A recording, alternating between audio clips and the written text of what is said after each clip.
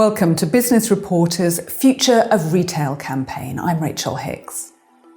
The concept of the customer journey has been the bread and butter for marketeers for some years, and scores of books have been written about the art of mapping that journey. But what if this is no longer the most accurate model to understand shopping habits? What if we're missing the big picture by looking at customers and what drives them through the wrong lens? Today, we're talking to Raj Datta, CEO and co-founder of Bloomreach. He argues that the days of the customer journey concept are numbered. And he'll also tell us how brands can prepare for the new paradigm of marketing, commerce experience.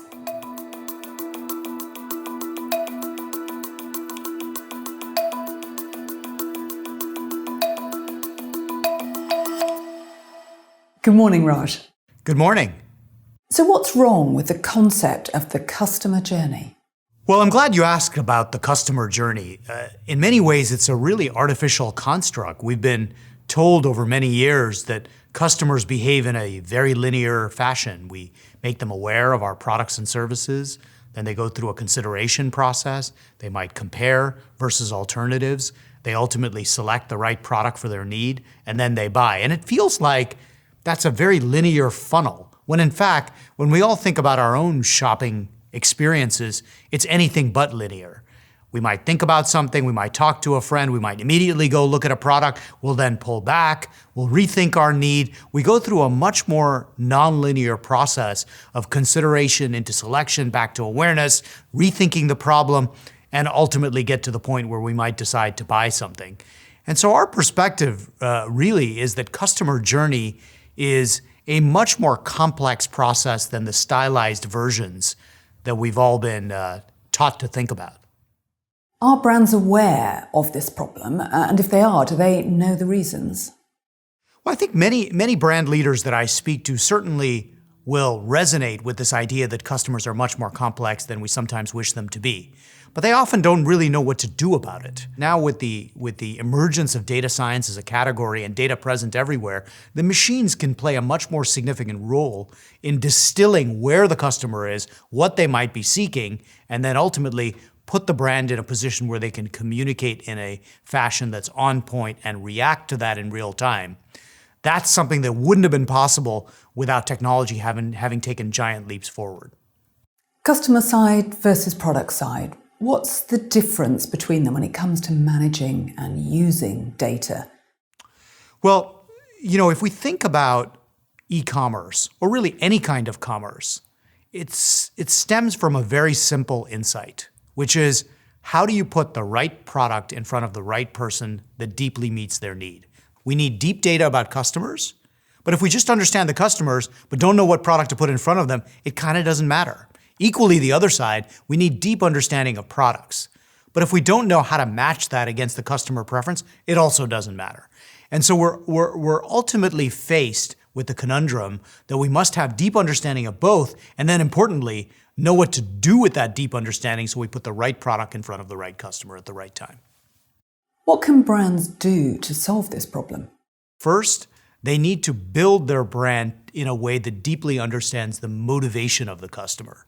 Are they buying a piece of plywood or are they building out a deck? Well, they're really building out a deck. That's the underlying motivation. So they need to deeply understand the customers.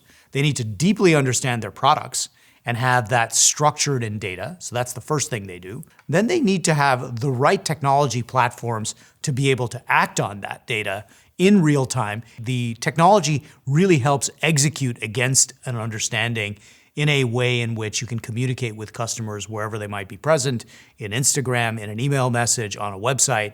And then the final piece of that puzzle is you've really got to have the core competencies within your team, is what we have found, in order to be able to think about digital in this very modern way. And that has significant implications on all the traditional roles that exist within digital teams: merchandising, marketing, design, product development, all the different parts of the puzzle that have to be working together to execute this kind of next generation communication and personalization with customers. How does Bloomreach make it happen? Importantly, Bloomreach itself is a data platform on both sides of the important equation of product and customer. And then we put that together with a full-blown execution platform. So we apply the AI and machine learning technology, figure out the customer, figure out the product, figure out what product to put in front of a customer, and then enable that to occur through email campaigns, SMS campaigns, ad campaigns, websites. It's a platform that translates the data all the way into execution. And it therefore then puts the teams in a position where they can drive tremendous business value really fast. Okay, so let's say I'm a CEO. How can Bloomreach help my company or my brand? When you wake up every day, you're waking up to drive growth in your business. The promise we make is while you're sleeping at night, the AI, the machine learning is crunching all this data, putting relevant experiences in front of your customers, getting them to buy more, and ultimately driving the top line of your revenue. And the collection of e-commerce experience technologies we have are really all driven to that kind of business growth. So can you give us a case study of a client that you've helped make the shift? Yeah, to use an example of a client called Hobbycraft, which is based in the UK, that is a hobbying e-commerce experience. They really have started first with us by saying we want smart search and merchandising. We want to be able to enable people who come to our website to find the right crafts, which is the product offering that they offer online, find the right crafts, and really make sure they find the product really quickly, are guided to it, and can buy in a frictionless way. And so they really started there. And then they said, we actually want to inspire people with stories of these crafting projects. All of us at home over the pandemic with our kids wanting to do projects. Well, we want the content, the videos of what kind of projects the kids can do with arts and crafts.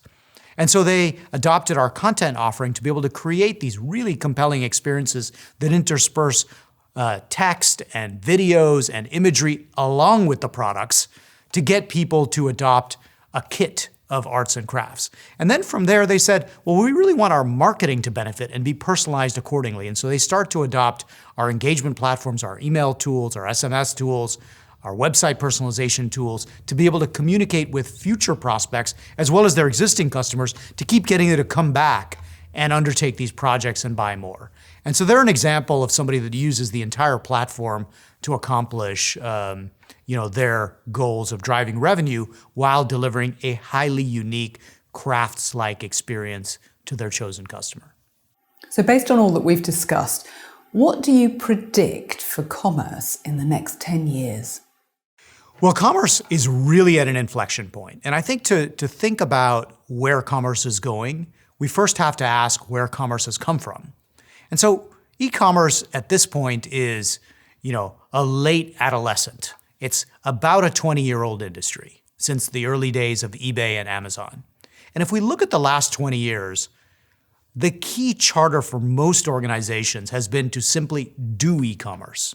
But now we reach a point where we say, well, just because you do e-commerce, is that a good reason why shoppers, future customers, are going to shop with you? They can just as well go to Amazon or perhaps some other marketplace.